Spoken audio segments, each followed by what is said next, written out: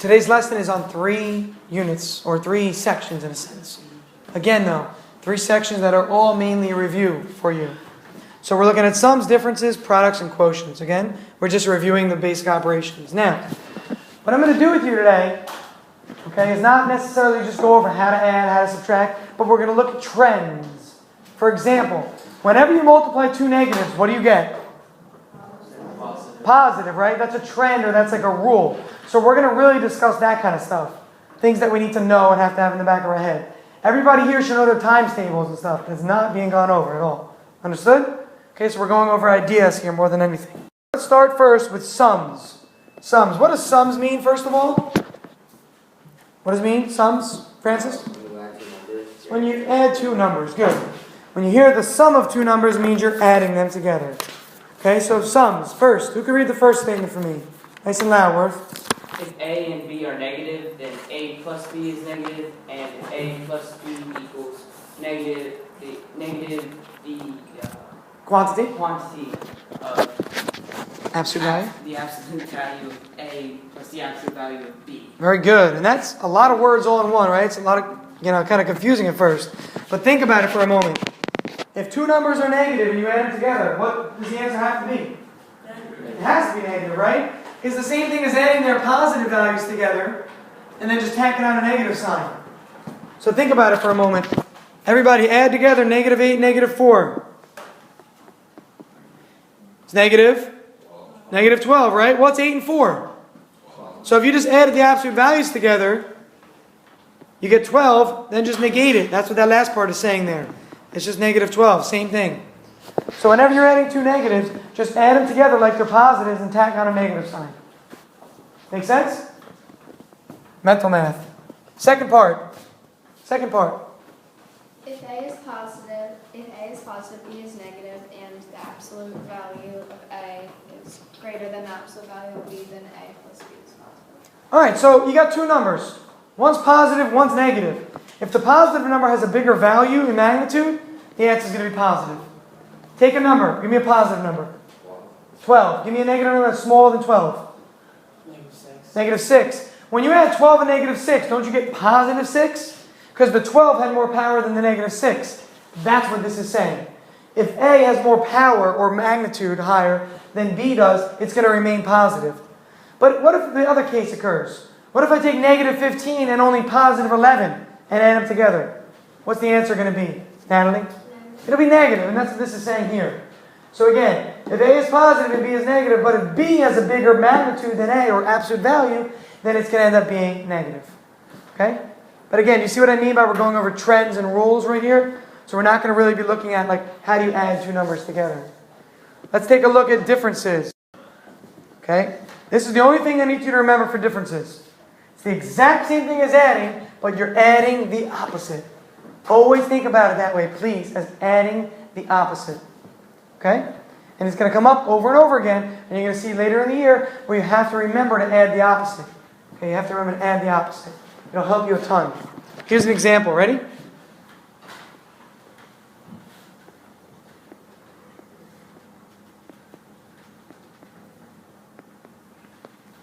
Perfect example.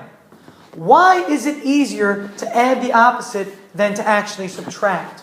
Or why is it easier to think about it as adding the opposite?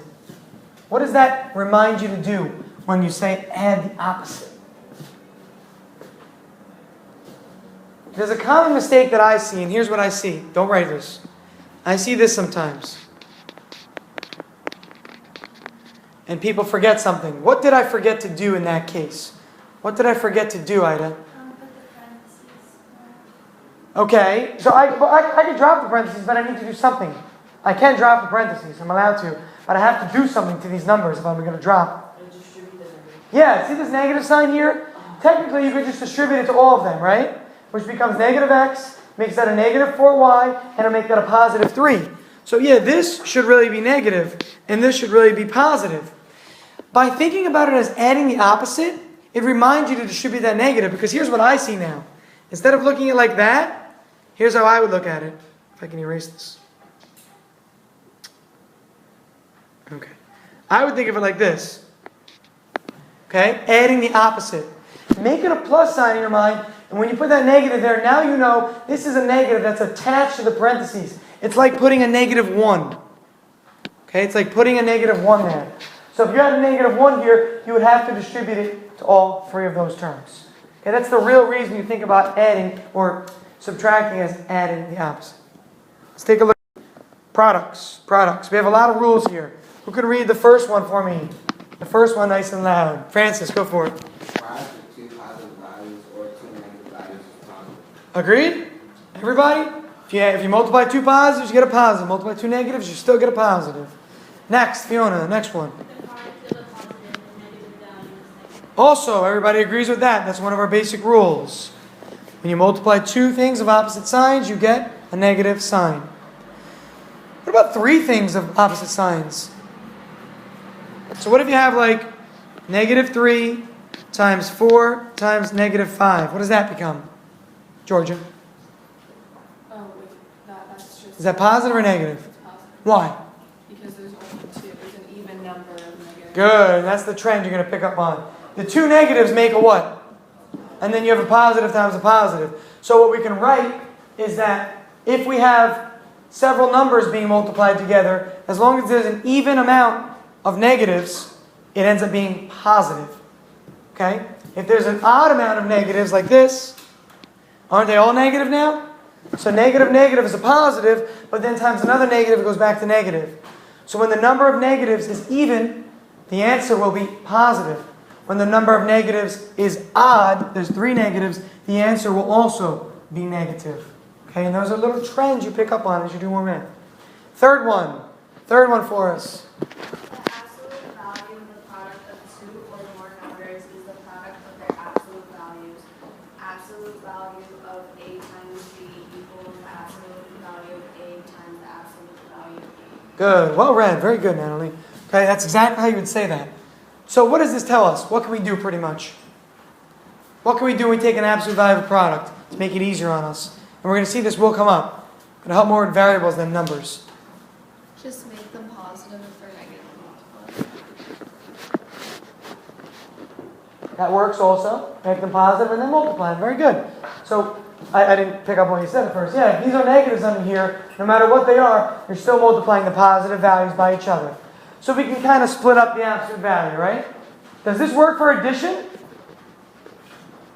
It doesn't. If you want to check, you can check. Try 5 plus -7 under the absolute value, or 7 plus -5. Try those different examples and you're going to see with addition it doesn't hold true. Okay? Property of 0, we already know. We did that last class, okay? Anything times 0 is 0. Oh no, we didn't. Sorry, we did 1. We did 1. Sorry. We did property of 1. Property of 1 is identity property. Property of 0, just anything times 0 is 0 automatically. Okay? Property of -1 is simply anything times -1 is the opposite of the original number. Okay? This should all be reviewed for sure for products. And then the last thing we did already. Read the last one to yourself, please. Make sure it makes sense. We already said that.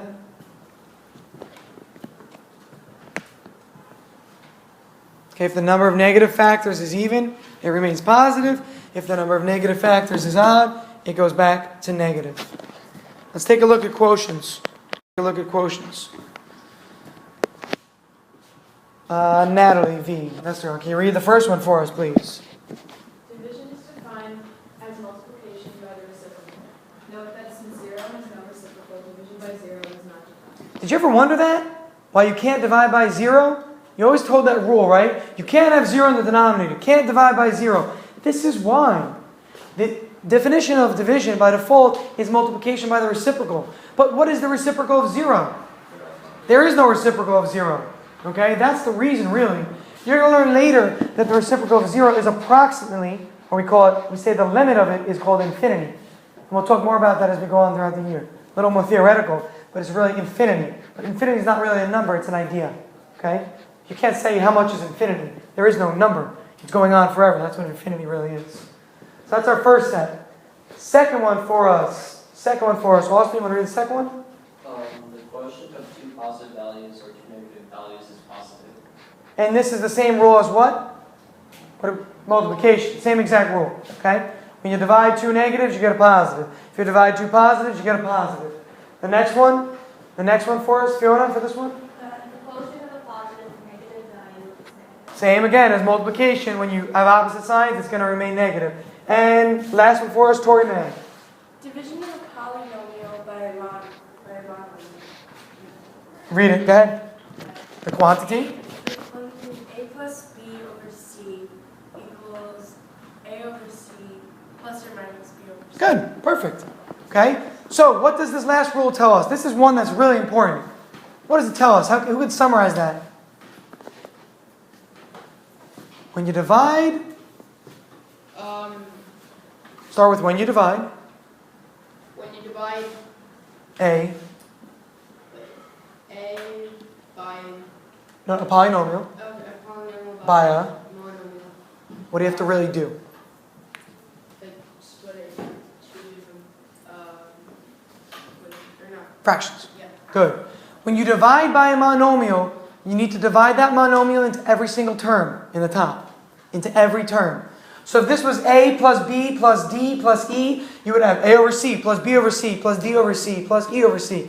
Every term that's in the numerator needs to be divided by that monomial. So if you had,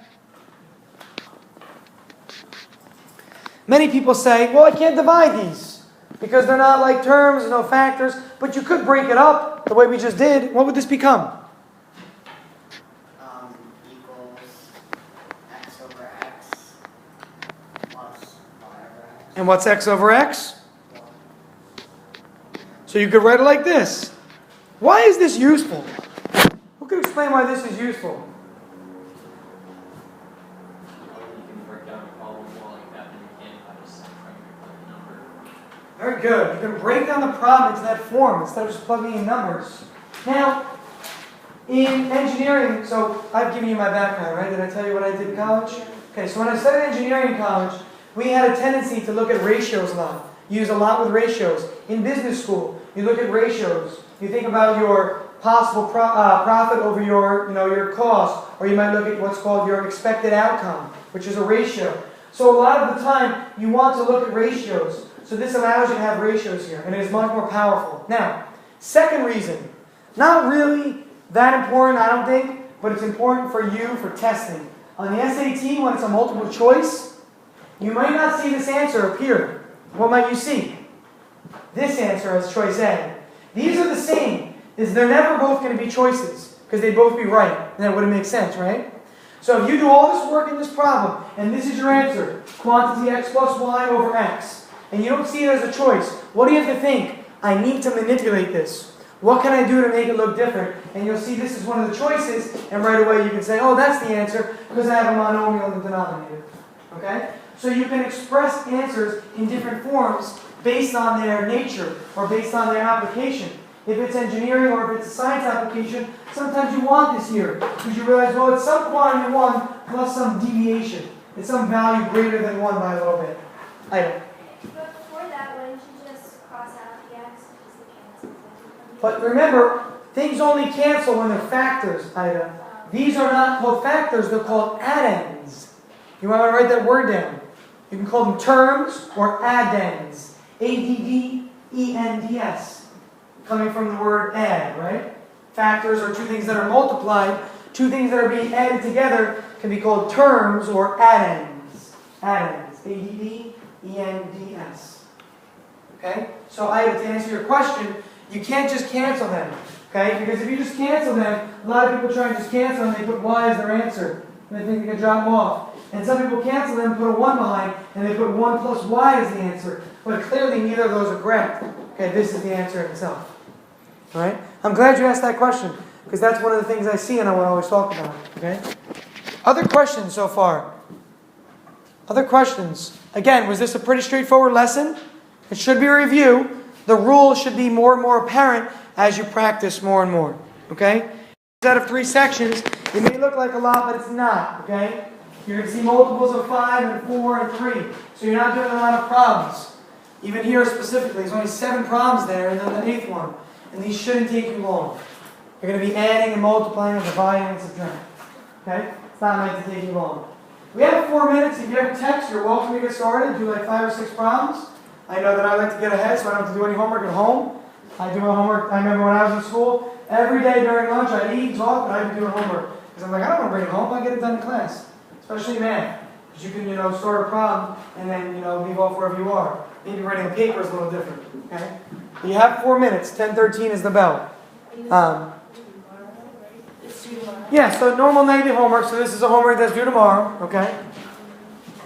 I'm going to stop recording now.